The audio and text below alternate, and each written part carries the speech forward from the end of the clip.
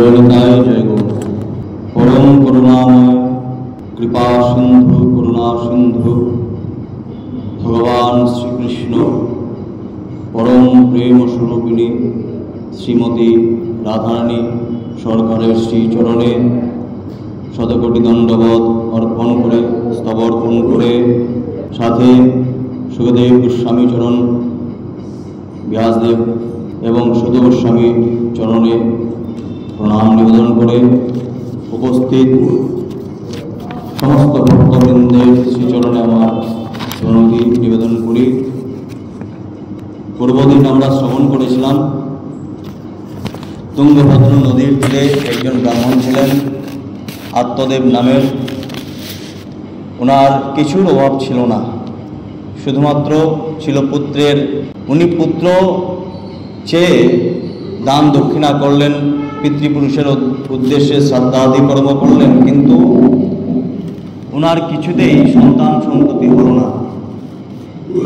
তারপর উনি শোকাকুল অবস্থায় গিয়ে অরণ্যে উপস্থিত হলেন একটি সরোবরের সামনে। অনেক তৃষ্ণার্ত হয়ে উপস্থিত হওয়ার পর সেখানে একজন সন্ন্যাসী মহারাজের সাথে ওনার সাক্ষাৎ হয় এবং অনেক অনুনয় বিনয় করার পর উনি অর্থাৎ সন্ন্যাসী বলেছিলেন যে তোমার 7 জন্ম পর্যন্ত কোনো পুত্র সন্তানের বা কোনো সন্তানের যোগই নেই। তারপরেও অনেক অনুরোধ করার পর আত্মদেবকে একটি ফল প্রদান করলেন যে এই ফলটি নিয়ে তোমার স্ত্রীকে খাওয়াবে, সে একটা সুন্দর পুত্র জন্ম দেবে, কিন্তু কিছু কিছু ব্রত ওনার পালন করতে হবে। সেই ব্রতের সম্বন্ধেও বলেছেন। এখন পরবর্তীতে আমরা শ্রবণ করব। এই ফলটি তুমি তোমার স্ত্রীকে খাইয়ে দাও, এতে তার এক পুত্র হবে। 1 বছর পর্যন্ত তোমার স্ত্রীকে সত্য, শৌচ, দয়া, দান ও এক আহারের নিয়ম পালন করতে হবে। এই ফলটির দেওয়ার সাথে সাথে কিছু নিয়মও প্রদান করলেন যে 1 বছর পর্যন্ত, যতক্ষণ না পর্যন্ত সন্তান হয় ততক্ষণ পর্যন্ত তুমি একবার আহার করবে, শৌচ, দয়া, দান আদি কর্ম চালিয়ে যাবে। তারপর এই রকম করলে তোমার সেই পুত্র অত্যন্ত শুদ্ধ স্বভাব হবে। সেই পুত্রের স্বভাব অত্যন্ত নির্মল হবে, শুদ্ধ হবে। কারণ শুদ্ধ মায়ের যেরকম মন থাকবে, যেরকম শ্রবণ করবে, গর্ভে থাকা অবস্থাতে যেমন প্রহ্লাদ মহারাজকে শ্রবণ করিয়েছিলেন নারদ ভগবান সমস্ত হরিকথা, সেই শুদ্ধ চেতনা নিয়ে, সেই ভক্তিভাব নিয়েই উনি প্রকট হয়েছিলেন। সেভাবেই এখানে সন্ন্যাসী মহারাজ বলছেন যে তোমার স্ত্রী যতক্ষণ পর্যন্ত সন্তান প্রসব না করে ততক্ষণ পর্যন্ত তাকে সত্য, দান, শৌচ আদি কর্ম তুমি করতে বলবে। তাহলে যে সন্তানই ওনার গর্ভে আসবে উনি শুদ্ধ চেতন শক্তি নিয়ে ওনার জন্ম হবে। এই কথা বলে সেই যোগীরাজ চলে গেলেন আর ব্রাহ্মণ নিজের বাড়ি ফিরে এলেন। বাড়ি এসে সেই ফলটি তিনি তার স্ত্রীর হাতে দিয়ে অন্য কাজে বেরিয়ে গেলেন। তিনি বাড়িতে গেলেন, সেই মহারাজের কথা শ্রবণ করে যে রূপ বলেছিলেন সেভাবেই উনি ওনার স্ত্রীকে সেই ফলটি দিয়ে নিজের যে কাজ আছে সেই কাজে উনি বেরিয়ে পড়লেন। তার স্ত্রী তো কুটিল স্বভাবের ছিলেনই। তিনি কাঁদতে কাঁদতে তার এক বান্ধবীকে বলতে লাগলেন, শৈল, আমার তো বড় চিন্তা হচ্ছে, আমি এই ফল খাবো না। এখন উনি কাঁদতে আরম্ভ করলেন, দুন্ধবী কাঁদতে আরম্ভ করলেন এবং নিজের সখী একজন বান্ধবীকে ডেকে বলছেন, শৈল, এই ফল তো আমি খেতে পারবো না। ফল খেলে গর্ব হবে, গর্ব হলে পেট বড় হয়ে যাবে, তারপর খাওয়া দাওয়া কমে যাবে, ফলে আমি দুর্বল হয়ে পড়ব। তাহলে আমি ঘরের কাজ কিভাবে করব? সেই ফল হাতে নিয়েই চিন্তা করছেন যে ফল আমি কিভাবে খাবো, বিভিন্ন ধরনের অসুবিধার সম্মুখীন হতে হবে। আর যদি কোনো দিন দৈববশে গ্রামে ডাকাত পড়ে তাহলে গর্ভিণী নারী কিভাবে পালাবে? যদি ডাকাত পড়ে গর্ভিণী নারী আমি কিভাবে পালাবো? উনি চিন্তা করছেন। সুখদেবের মতো যদি গর্ভ পেটের মধ্যেই থেকে যায় তবে তাকে বের করা যাবে কি করে? এখন বলছেন সুখদেব গোস্বামী চরণ যেভাবে মাতৃগর্ভে ছিলেন সেভাবে যদি থেকে যান তাহলে আমার অবস্থা কি হবে? আর যদি প্রসবের সময় সে বাঁকা হয়ে বেরিয়ে আসে তাহলে আমার প্রাণ সংশয় হবে। এমনই প্রসবের সময় ভয়ানক যন্ত্রণা হয়, আমি সুকুমারী হয়ে এই যন্ত্রণা সহ্য কীভাবে করব? আমি যখন দুর্বল হয়ে পড়ব তখন আমার ননদরা এসে বাড়ির সমস্ত জিনিসপত্র নিয়ে চলে যাবে। এখন সমস্ত যত কিছু খারাপ চিন্তা আছে ওনার মনে আসলো। আর এরকম অশুদ্ধ মতি নিয়ে উনি কখনোই সেই পুত্রের শুদ্ধ চেতনার জন্ম দিতে পারবেন না। সেই সন্তানকে লালন পালন করতেও তার খুব কষ্ট হয়। আমার বিবেচনার মধ্যে বন্ধা বা বিধবা স্ত্রীরাই সুখী। মনের মধ্যে এই রকম নানা প্রকার কুচিন্তা করে ওই ফলটি সে খেল না। তার স্বামী এসে যখন জিজ্ঞাসা করল ফল খেয়েছ, তখন বলল হ্যাঁ খেয়েছি। একদিন তার বোন ঘটনাচক্রে তার বাড়িতে এলো, তখন সে তার বোনকে সমস্ত কাহিনী শুনিয়ে বলল আমার মনে বড় দুশ্চিন্তা হচ্ছে, তাই দুশ্চিন্তার ফলে আমি দিন দিন দুর্বল হয়ে পড়ছি। বলতো বোন কি করা যায়? একদিন সেই দুন্দুবীর বোন এসে উপস্থিত হলো বাড়িতে। এখন বোনকে সমস্ত দুঃখ বলছেন, যেগুলো দুঃখ এত সময় উনি প্রকাশ করলেন সেই দুঃখ আবার বোনকে বলছেন। বান্ধবীকে যে দুঃখগুলি বলেছিলেন সেই দুঃখগুলি আবার নিজের বোনকে বলতে আরম্ভ করলেন। যে বোন বলতো এখন কি করতে পারি, পরামর্শ নিচ্ছেন। বোন বলল আমার পেটে সন্তান রয়েছে, এই সন্তানের জন্ম হলে আমি তোমায় দিয়ে দেব, ততদিন পর্যন্ত গর্ভবতীর মতো গুপ্তভাবে সুখে বাস করতে থাকো। একটু অ্যাক্টিং করবে, ভান করবে, করে তুমি এমন ভাব দেখাবে যে তুমি সত্যি সত্যি গর্ভবতী হয়েছো, আর আমার সন্তান আছে, সেই সন্তানকে আমি জন্ম হওয়ার পর তোমাকে অর্পণ করে দেব, তোমাকে সেই সন্তান দিয়ে দেব। তুমি আমার স্বামীকে কিছু টাকা পয়সা দিয়ে দাও, সে তোমাকে তার ছেলে দান করে দেবে। যদি আমার স্বামীকে কিছু টাকা পয়সা দিয়ে দাও তাহলে যে সন্তান আমার হবে তাকে দান দিয়ে দেবে। আমি এমনভাবে প্রচার করব যাতে সকলেই এই কথাই বলবে যে আমার ছেলে জন্মের 6 মাসে মারা গেছে। দেখুন কতটুকু অশুদ্ধ মতি, টাকার জন্য কি না করতে পারে। এখন কলিযুগের মধ্যে এরকম ভুড়ি ভুড়ি রয়েছে। উনি বলছেন যে আমি বলে দেবো আমার সন্তান মরে গেছে, কিন্তু তুমি আমাকে টাকা প্রদান করবে আমার স্বামীকে, সেই টাকা দেওয়ার পর আমি নিজের সন্তান তোমাকে দিয়ে দেবো। আর আমি এমনভাবে প্রচার করব যে আমার সন্তান মরেছে, কেউ অবিশ্বাস করবে না। আর আমি রোজ তোমার বাড়ি এসে তোমার ছেলেকে লালন পালন করতে থাকবো। তুমি এখন পরীক্ষা করার জন্য এই ফলটি গরুকে খাইয়ে দাও। এখন বলছেন পরীক্ষা করার জন্য ফলটি ঠিক আছে কিনা গরুকে খাইয়ে দাও। স্ত্রী সুলভ স্বভাববশত বোন যা বলল ব্রাহ্মণী তাই করল। এরপরে যথাসময়ে ও বোনের ছেলে হলো, তখন ছেলের বাবা চুপি চুপি এসে ব্রাহ্মণ পত্নী ধুন্দুলিকে ছেলেটি দিয়ে দিল। এখন কিছুদিন পার হলো, কিছু মাস পার হওয়ার পর সন্তান প্রসব করলো। সেই সন্তানকে তার বোনের জামাই এসে ধুন্দুলিকে দিয়ে দিল। এদিকে সে নিজের প্রতি আত্মদেবকে বলল আমি নির্বিঘ্নে পুত্র প্রসব করেছি, আমার পুত্র সন্তান হয়েছে নির্বিঘ্নে, কোনো বিঘ্ন হয়নি। এইভাবে আত্মদেবের ছেলে হয়েছে শুনে সকলের খুব আনন্দ হলো। পিতা ছেলের জাতকর্ম সংস্কার করে ব্রাহ্মণদের দান দিলেন এবং বাড়িতে গান বাজনা ও নানাবিধ মাঙ্গলিক অনুষ্ঠান হতে লাগলো। আত্মদেবের অনেক দিন ধরে সন্তান হচ্ছিল না, অনেক বয়সও হয়ে গিয়েছিল। এখন সন্তান একজন হয়েছে, উনার আর আনন্দের সীমা নেই। উনি বিভিন্ন ধরনের গান বাজনা, যেটা জাত সংস্কার আছে জন্মের পর করতে হয়, সেগুলো সংস্কার করলেন। আর দিনে দিনে উনি উৎসব করতে লাগলেন। ধুন্দুলি তার স্বামীকে বলল আমার স্তনে তো দুগ্ধ নেই, তাহলে গরু বা অন্য প্রাণীর দুধে কি করে আমি বালককে মানুষ করব? আমার বোনের ইদানিং ছেলে হয়েছিল, সে তো মারা গেছে, তাকে ডেকে এনে এখানে রাখি, সে নিজের বুকের দুধ দিয়ে শিশুটিকে পালন করে। তখন নিজের ছেলের মুখ চেয়ে আত্মদেবও তাতে রাজি হলেন।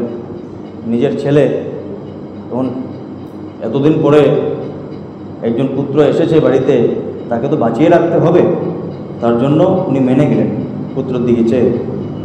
এরপরে 3 মাস কেটে যাওয়ার পর সেই গরুটি মানুষের মতো একটি বাচ্চা হলো।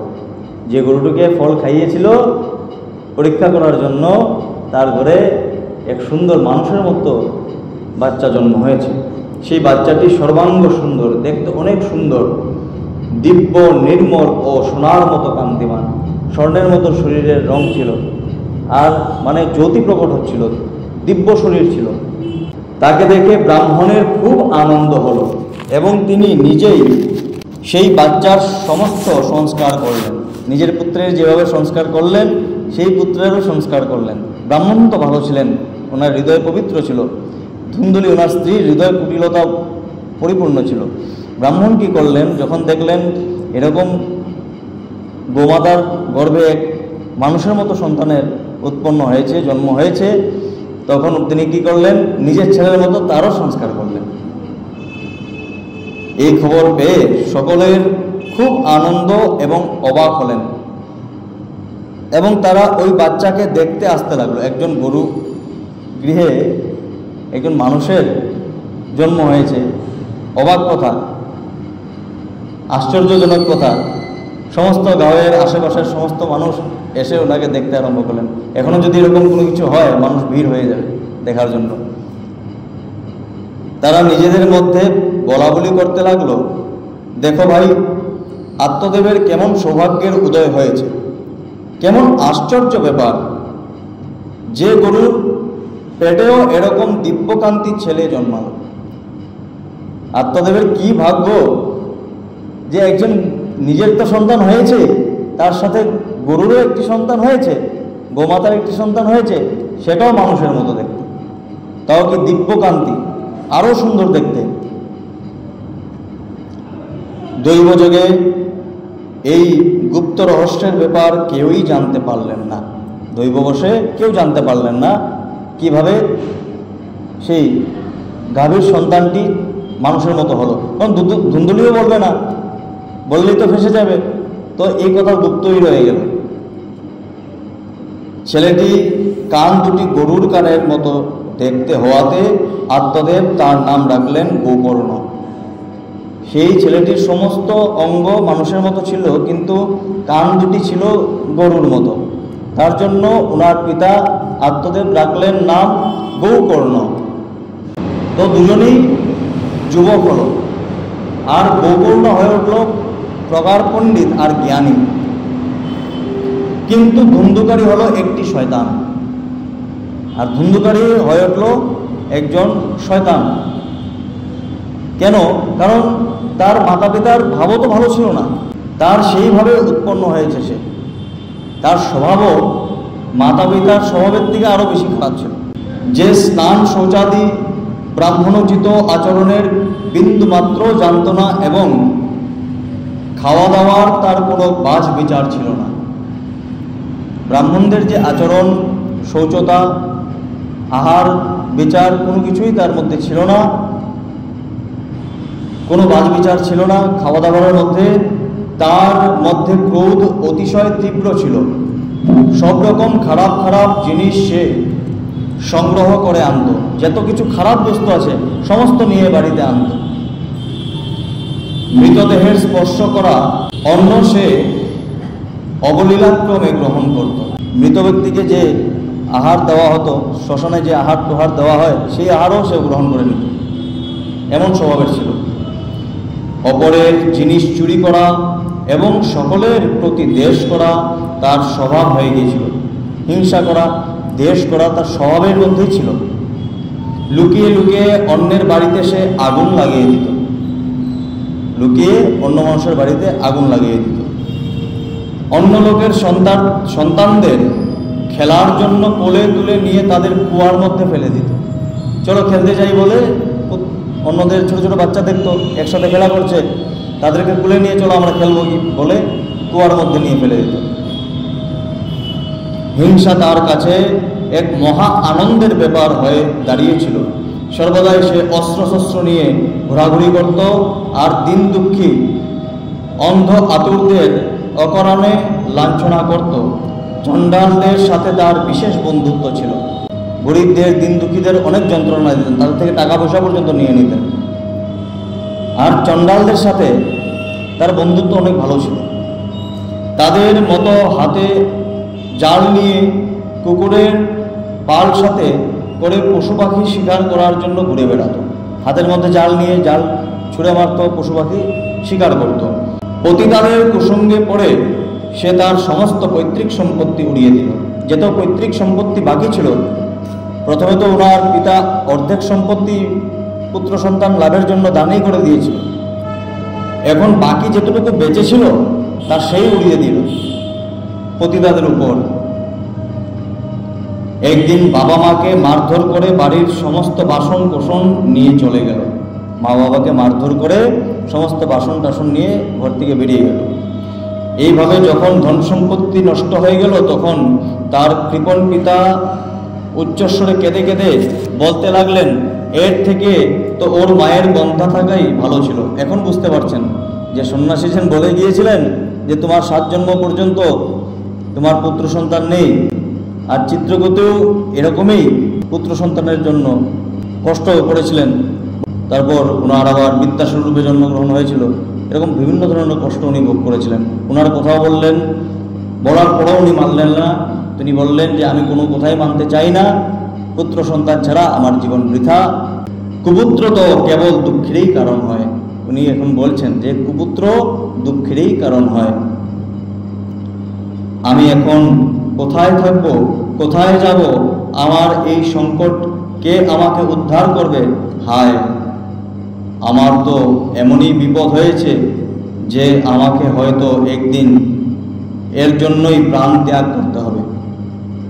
উনি বলছেন এখন কোথায় যাব, কার কাছে যাব, কে আমাকে উদ্ধার করবে এই দুঃখের থেকে? এর থেকে তো ভালো ছিল আমার পত্নীর কোনো ছেলে মেয়ে সন্তান আদি হতোই না। কুপুত্র সর্বদাই দুঃখ প্রদান করে। উনি বলছেন এরকম যদি বেশি দিন থাকি তাহলে আমার নিজের প্রাণ নিজেই ত্যাগ করতে হবে। এই সময় পরম জ্ঞানী গোকর্ণ সেখানে এলেন। সেই গাভী যে সন্তান হয়েছিল গোকর্ণ, তিনি এসে উপস্থিত হলেন এবং পিতাকে বৈরাগ্যের উপদেশ দিলেন। পিতাকে বৈরাগ্যের উপদেশ দিলেন, দিয়ে অনেক বোঝালেন। তিনি বললেন, হে পিতা, এই সংসার অসার, এ কেবল দুঃখময় ও মোহ উৎপন্নকারী। ছেলে কার, ধন সম্পত্তি কার, স্নেহাসক্ত মানুষ দিবারাত্র প্রদীপের মতো কেবল জ্বলতেই থাকে। বলছেন যে এই সংসার হলো অসার, এই সংসারের মধ্যে কোনো সার বস্তুই নেই। আমরা কর্মফল ভোগ করার জন্য এসেছি, কর্মফল ভোগ করে চলে যাব। এই সংসারের মধ্যে কিছু নেই। এ কেবল দুঃখময় ও মোহ উৎপন্নকারী। এ সদাই দুঃখ দেয় আর মোহ দেয়। যে সমস্ত বস্তু অনিত্য তার প্রতি আমাদের মোহ জাগিয়ে তোলে।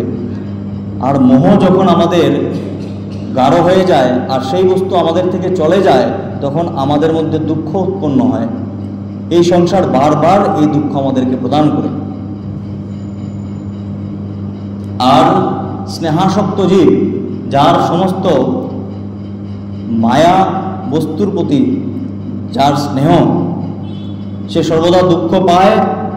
আর প্রদীপ যেভাবে ধাও ধাও করে জ্বলতে থাকে, সেভাবেই সেই লোক, সেই ব্যক্তি দিনে দিনে জ্বলতে থাকে। সুখ তো ইন্দ্রেরও নেই, চক্রবর্তী রাজারও নেই। সুখ তো আছে কেবল বৈরাগী নির্জনবাসী মুনিদের মধ্যে। বলছেন সুখ কিন্তু ইন্দ্রেরও নেই। কেন ইন্দ্রের নেই? বারবার অসুররা ইন্দ্রের আসন পাওয়ার জন্য যুদ্ধ করত।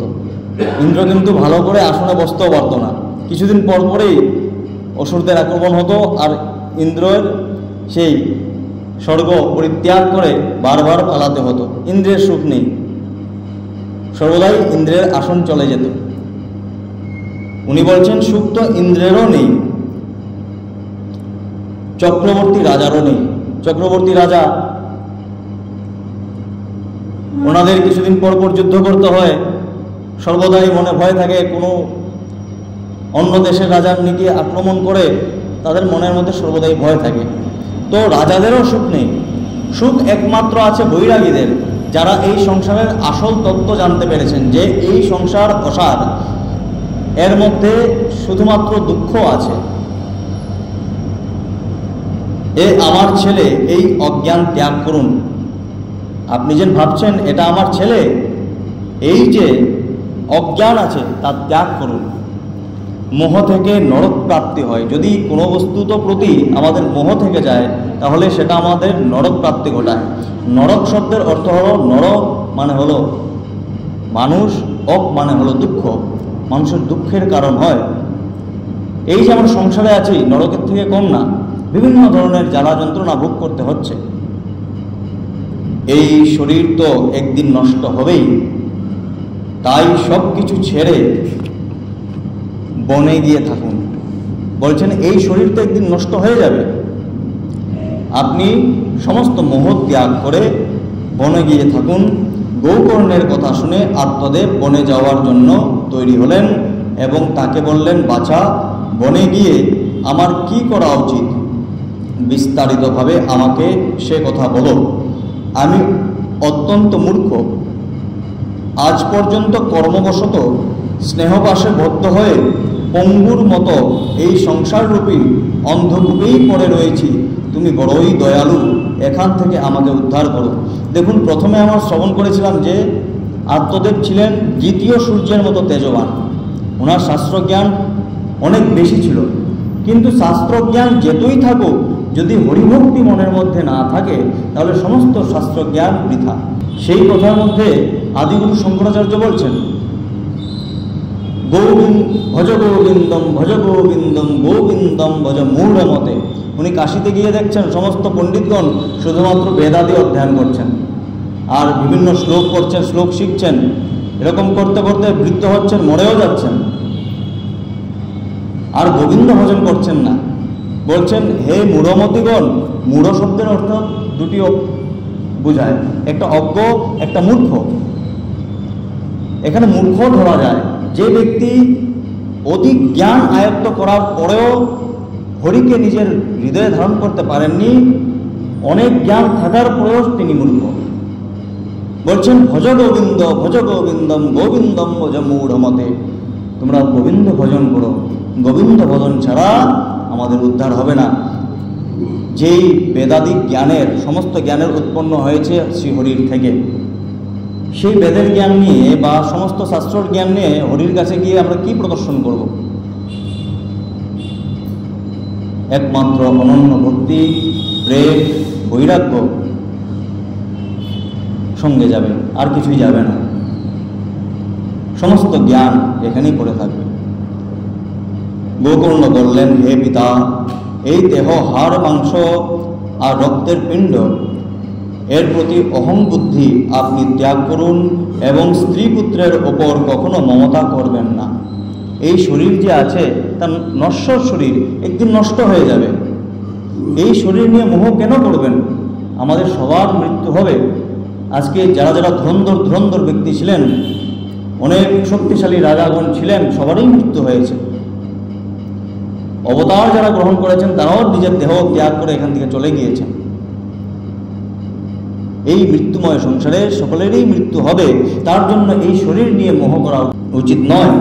এই সংসারকে সর্বদা ক্ষণভঙ্গুর রূপে দেখবেন। এই সংসারকে সর্বদা ক্ষণভঙ্গুর, এই আছে এই নেই। সংসারের কোনো জিনিসেই স্থায়ী মনে করে তাতে অনুরাগ, আসক্তি করবেন না, আসক্তি রাখবেন না কোনো বস্তুর প্রতি। আসক্তি দুঃখের কারণ, আসক্তি আমাদেরকে নরকে নিক্ষেপ করে। একমাত্র বৈরাগ্য রসের রসিক হয়ে ভগবত ভক্তিতে নিরত থাকুন। ভগবত জনই সর্বশ্রেষ্ঠ ধর্ম। এই যে ভগবানকে জানার ইচ্ছা, ব্রহ্মকে জানার ইচ্ছা, ভগবানের সম্বন্ধে জানার ইচ্ছা, ভক্তি সম্বন্ধে জানার ইচ্ছা, এই ধর্মই সর্বশ্রেষ্ঠ ধর্ম। পৃথিবীতে অনেক ধর্ম আছে, তার মধ্যে সর্বশ্রেষ্ঠ ধর্ম হলো হরিকে জানা, হরির ভক্তি করা। নিরন্তর তাই নিয়ে থাকুন, অন্য যাবতীয় লৌকিক ধর্ম ত্যাগ করুন, সর্বদা সাধু ব্যক্তিদের সেবা করুন।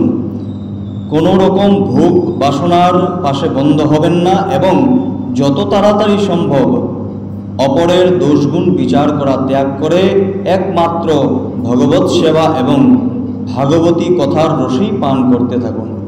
বলছেন যে সর্বদা সাধু ব্যক্তিদের সেবা করুন। সাধুদের সেবা করলে সাধুদের কৃপা হয়। যেভাবে দাসীপুত্র রূপে যেভাবে নারদ ছিলেন এবং সাধুদের কৃপার ফলে, সাধুদের উচ্ছিষ্ট প্রসাদ ভক্ষণের ফলে ওনার হৃদয়ের মধ্যে ভক্তির উৎপন্ন হয়েছিল, সাধুদের সেবা করলে আমাদের সিদ্ধি লাভ হয়।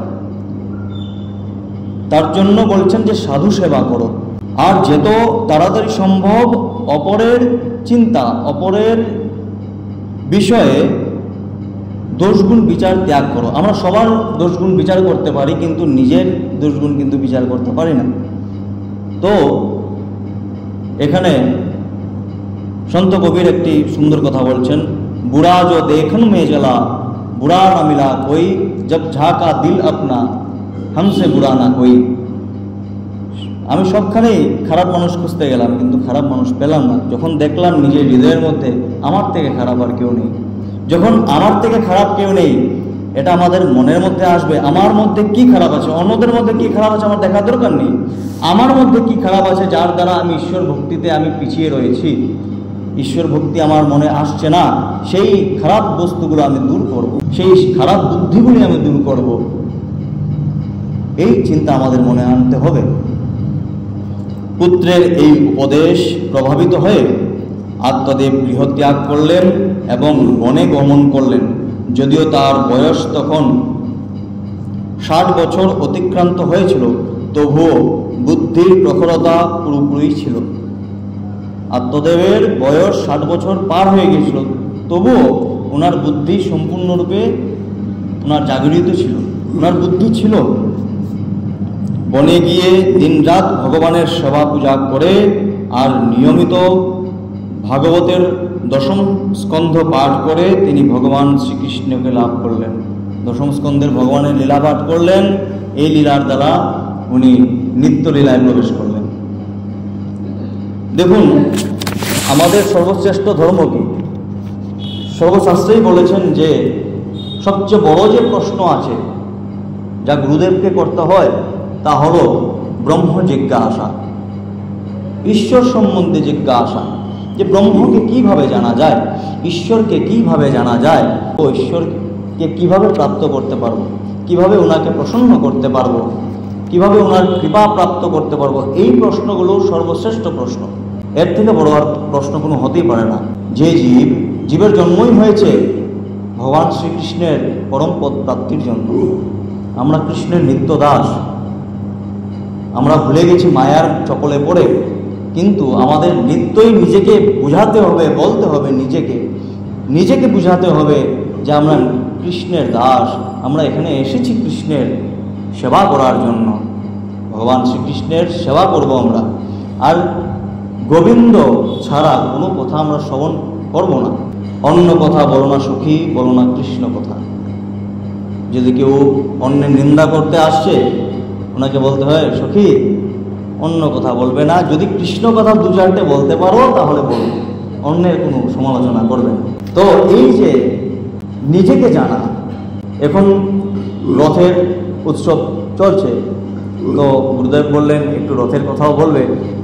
তো গুরুদেবের আদেশে অল্প এই আত্মতত্ত্বের যে আছে নিজেকে জানা, তা নিয়ে এই রথের সাথে তুলনা দিয়ে আমি শাস্ত্রের প্রমাণ সহিত কিছু কথা আপনাদের বলে তারপর আমার পাঠের অন্ত করব। দেখুন কঠোপনিষদে অনেক সুন্দরভাবে এই রথের কথা বলা হয়েছে, রথ সম্বন্ধে বলা হয়েছে। আমরা যে রথ দর্শন করছি, রথের থেকে আমরা কি শিখব? জগন্নাথ ভগবান যে আমাদের দর্শন করার জন্য আসেন, একমাত্র ভগবান যিনি নিজে ভক্তদের দর্শন করতে আসেন। অন্য কোনো দেবদেবী ভক্তদের দর্শন করার জন্য এভাবে বেরিয়ে আসেন না। একমাত্র জগন্নাথ আমাদের দর্শন করার জন্য। অন্য ভক্তরা মন্দিরে যান ভগবানকে দর্শন করার জন্য, ভগবান নিজে মন্দির থেকে বেরিয়ে আসেন ভক্তদের দর্শন করার জন্য। তার মধ্যে যদি আমরা আসল রহস্য না জানি তাহলে কোনো লাভ হবে না।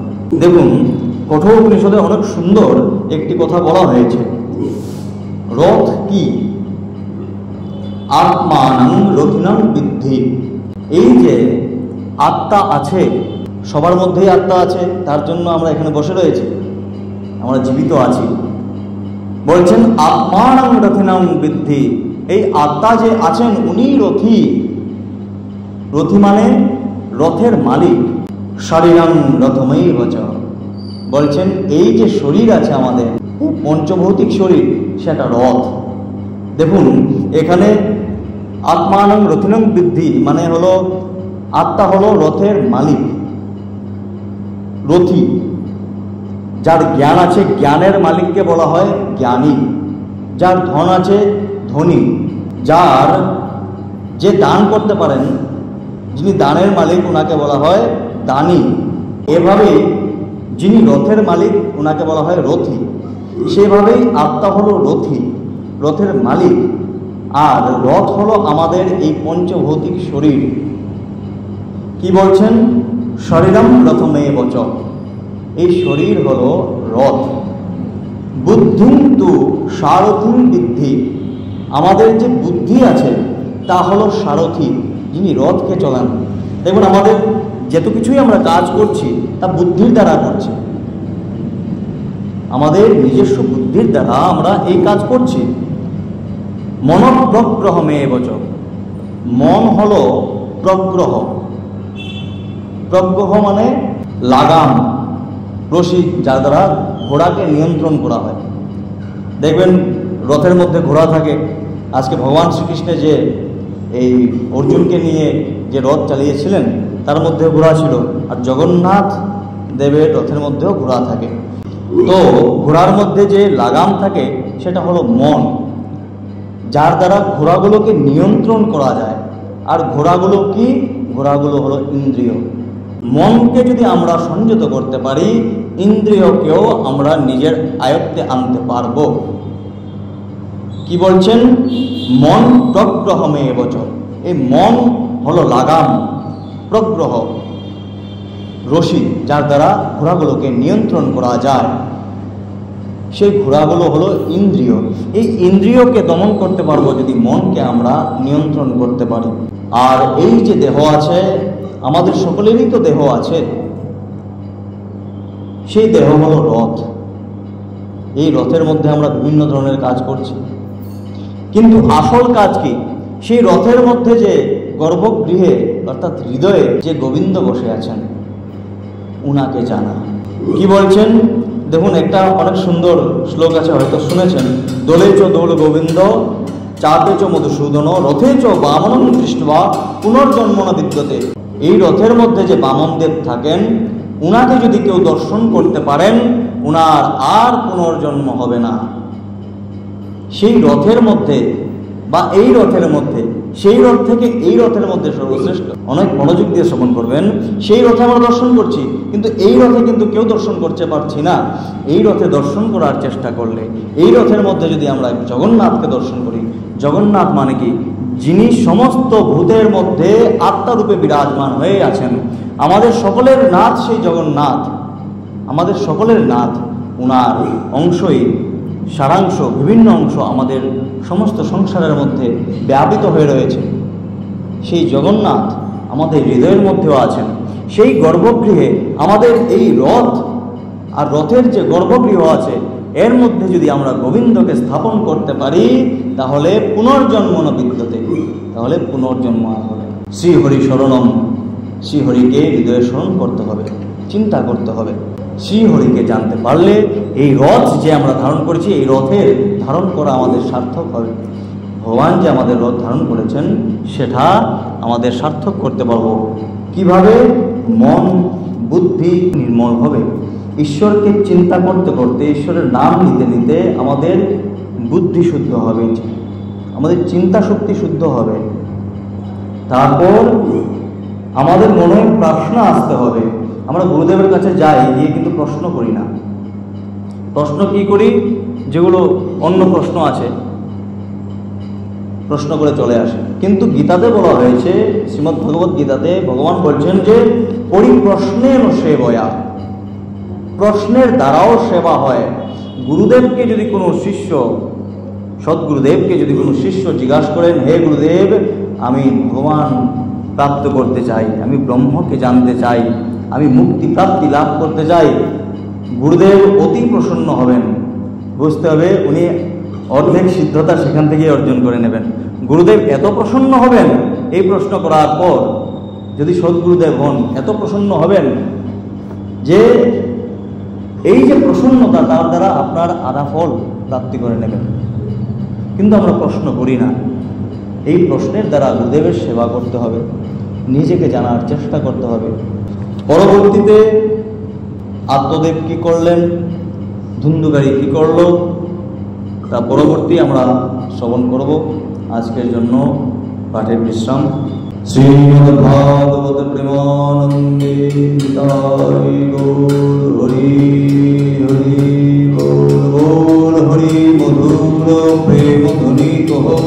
শ্রী রাধে কৃষ্ণ বলে কবিতায় চৈতন্য দ্বৈত শ্রীমতী রাধারানী কি জয়। বল ভাগবত ভগবান কি, श्री राधा गोविंद जीव की, वृंदा महारानी की, सद्गुरुदेव भगवान की, उपस्थित सारे भक्त वृंद की, हरिनाम कीर्तन की, गायक वादक की, बोलो प्रेम से श्री राधे श्याम।